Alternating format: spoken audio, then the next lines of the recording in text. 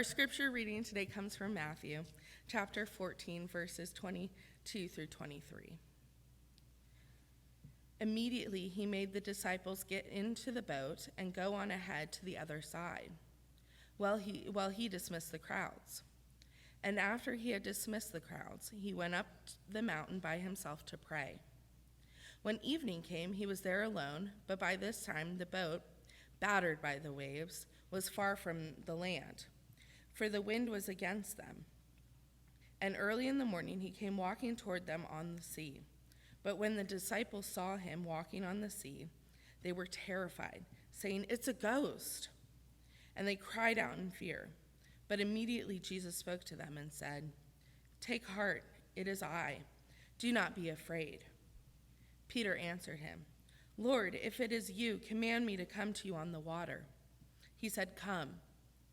So Peter got out of the boat and started walking on water and came towards Jesus. But when he noticed the strong wind, he became frightened and began to sink. He cried out, "Lord, save me." Jesus immediately reached out his hand and caught him, saying, "You have little faith. Why do you doubt?" When they got into the boat, the wind ceased, and those in the boat worshipped him, saying, "Truly, you are the Son of God."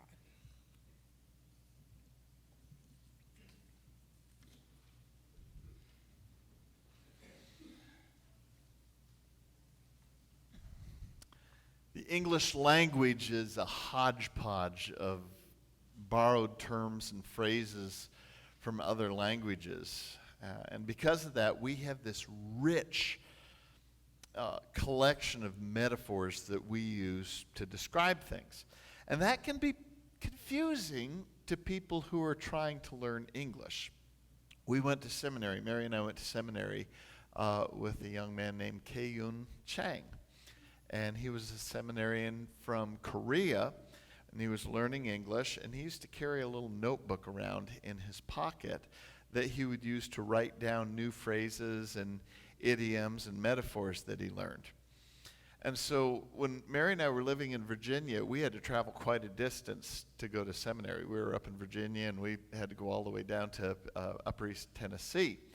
And so at the end of our classes, on the second day of our school there, we would always say, "Well, let's hit the road."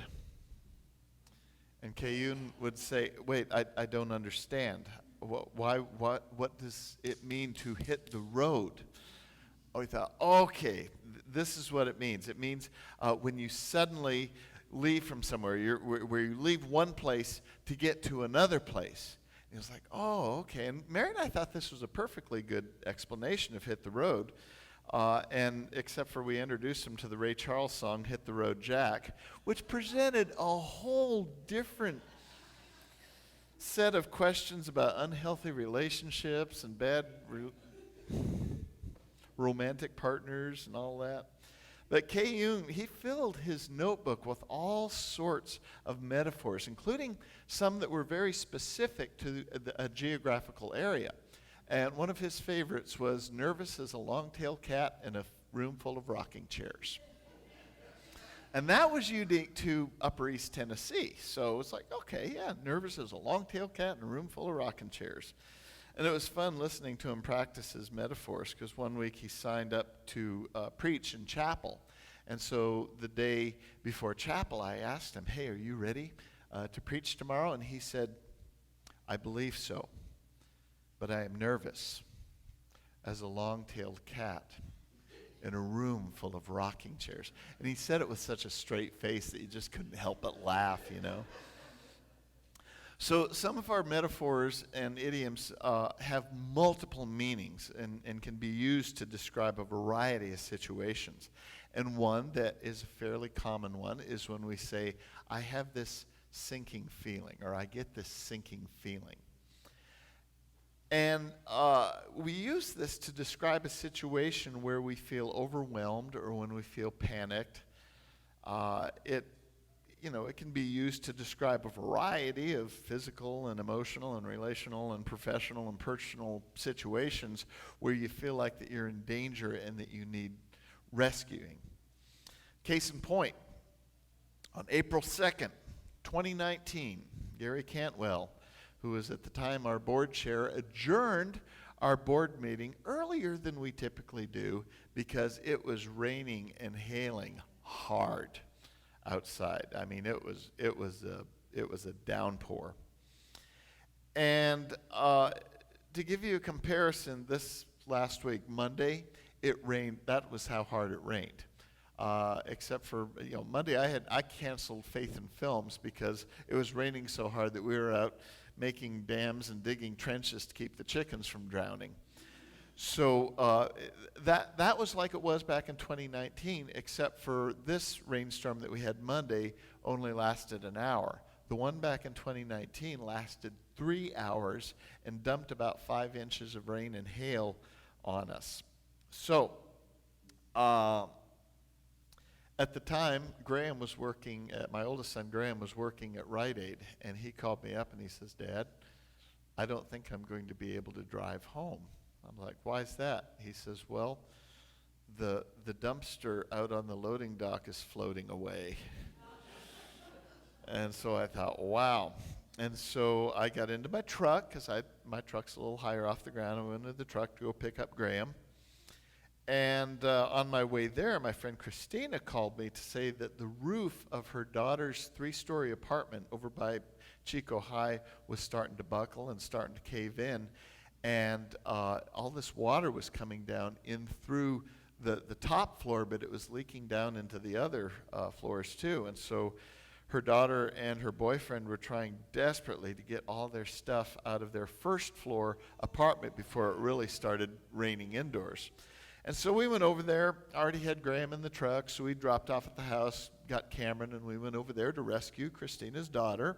And honestly, I felt kind of excited. I was in a little adrenaline rush there, and I felt oddly useful at the time because I was lucky enough to have this pickup truck that was a little higher off the ground. I was lucky enough to have all this rain gear. And really, just a few months before, Lisa Courier and I were rescuing people over at right after the campfire. There was a little encampment by Walmart, and we had that big downpour in December, so we had been over there pulling people out of the rain. And then the year before that, we opened up our fellowship hall to the Red Cross because of a downpour that almost took the Oroville Dam out. So we're used to this kind of thing. I had the necessary gear to handle this kind of torrential rain, and I was full of adrenaline, and I felt like I was in control of things. But then, when the boys and I returned from our rescue mission, I went out into the garage to get out of my rain gear, and I noticed that the entire floor of my garage was wet. Now, that wasn't so much because, there wasn't really anything on the floor. It's not like there was a half-inch of water in there or anything. It was just wet. And that had never happened in the 12 years at that time that we had lived there. And that's when sinking feeling number 1 came, because I thought, I wonder what's happening over at the church. Sinking feeling number 2 happened when I walked over to the church and noticed that there was standing water all along the walkway in front of the offices. The hail had clogged the drains so much and the gutters so much that there was nowhere for this rain to go. And so I opened the door to the office, and there was a half-inch of water in every one of those offices. Sinking feeling number 3 came when I toured the remainder of the church, where most of our classrooms were flooded to some degree. And that's when it occurred to me that there wasn't a thing I could do. I could do nothing. I was truly helpless. So this morning's scripture is about the Apostle Peter's experience with a literal sinking feeling that he had when he tries to walk on water. And you might be saying, yeah, Jesse, that's usually what happens when people try to walk on water. But there's some important details that we need to talk about leading up to this point. Because Jesus and the other disciples had just finished feeding 5,000 people with just 5 loaves of bread and 2 fish. And after that miracle, Jesus needed to get away for kind of a spiritual recharge.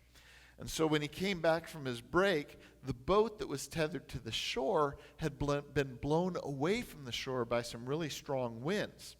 So after it got dark and the disciples hadn't been able to get to the boat and get it back to the shore, Jesus decided to just walk out on the water to the boat. And this was at night. And when the disciples saw him coming, they freaked out because they thought he was a ghost. And Jesus said, "Calm down, y'all. It's just me." "Okay," he said, "take heart. It is I. Have no fear." The JKV, Jesse Kern's version.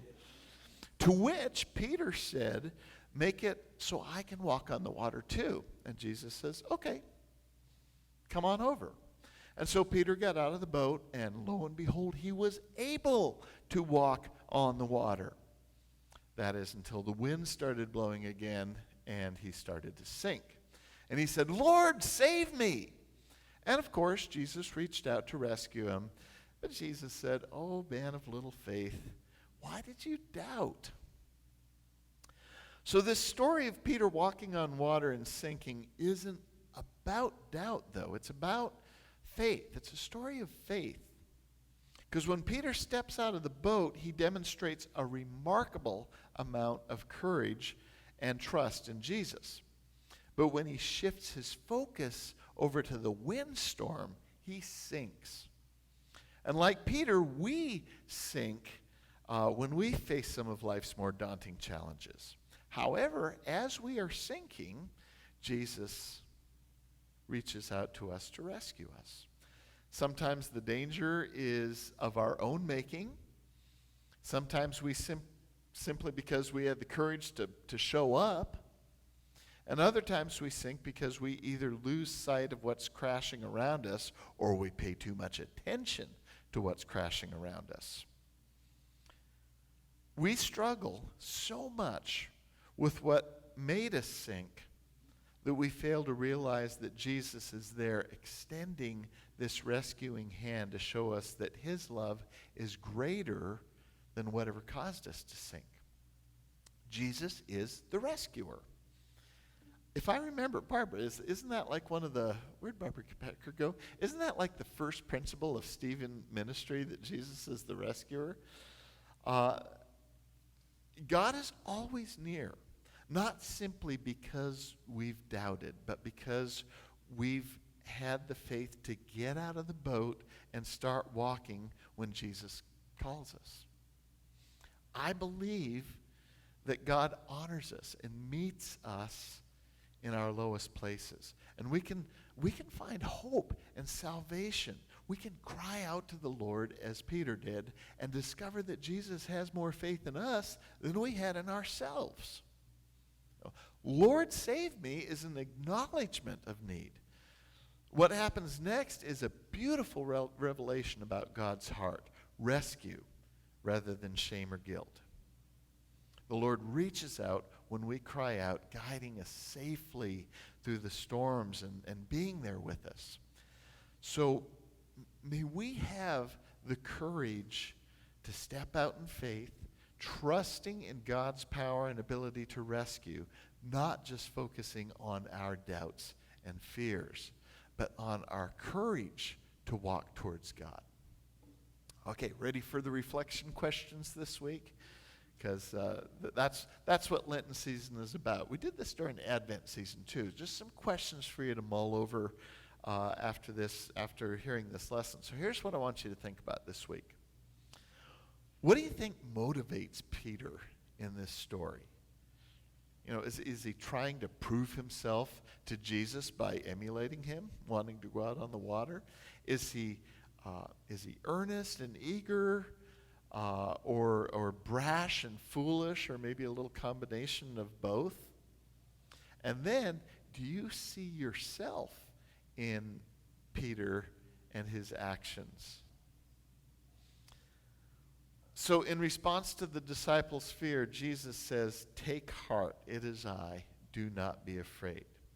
What do you think Jesus means by take heart? Is it possible that Peter misrepresents his message and believes that Jesus is calling him to show courage by stepping out of the boat? Or is Jesus inviting them to show courage in a different way?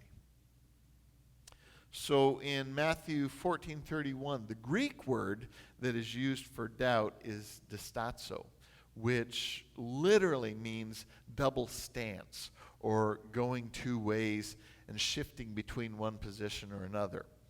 This kind of relates to our Wandering Hearts theme for Lenten season here. What do you think about that definition? How do you interpret Jesus' question?